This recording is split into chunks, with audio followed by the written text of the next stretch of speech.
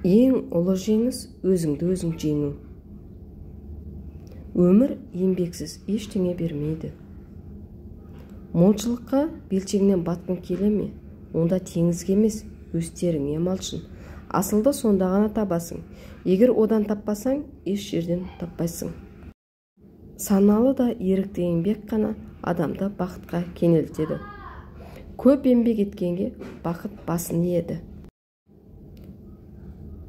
Қай істің болсын, өнуіне 3 түрлі шарт бар. Ең әуелі ниет керек, одан соң күш керек, одан соң тәртіп керек. Егер ісім өнсін десең, ретін тап.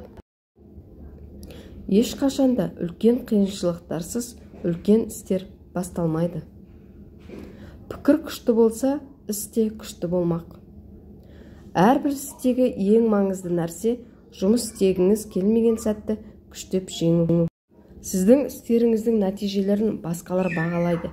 Тек қана өз жүрегіңіздің таза.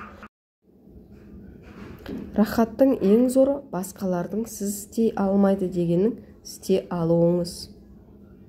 Күте білгендерге бәрі өз уақытында келеді. Бақыт әрдайым батыл адам жағында.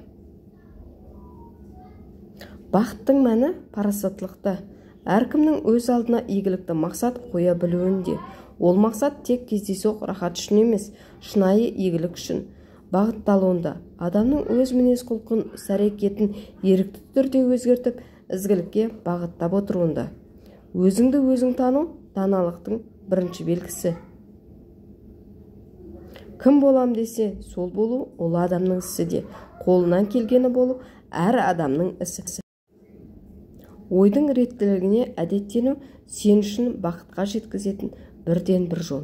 Оған қол жеткізу үшін қалған нәрсенің бәрінде, тіпті ең бір немқұрайлы нәрселерде тәртіп болуы қажет. Іздесең табасың, алыссаң аласың. Алға ұмтылу өмірдің мақсаты осы ғой.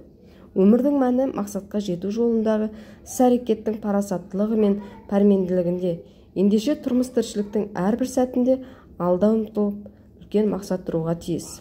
Адам өзінің жанын ұсақ, уайым, болымсыз қам-қарекеттің дерті мен былғаудан сақтауы керек. Жақсы адамды көргенде оған теңелу жайында ойланда, ал жаман адамды көргенде өзіңді өзің зертте. Өзімшілдік өліммен тең. Өзімшіл адам жападан жалғыз өскен жеміссіз ағаш сияқты қурап қалады.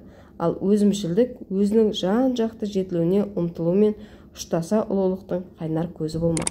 Өзімшілдік тірі пенденің орасан зор кемістігі.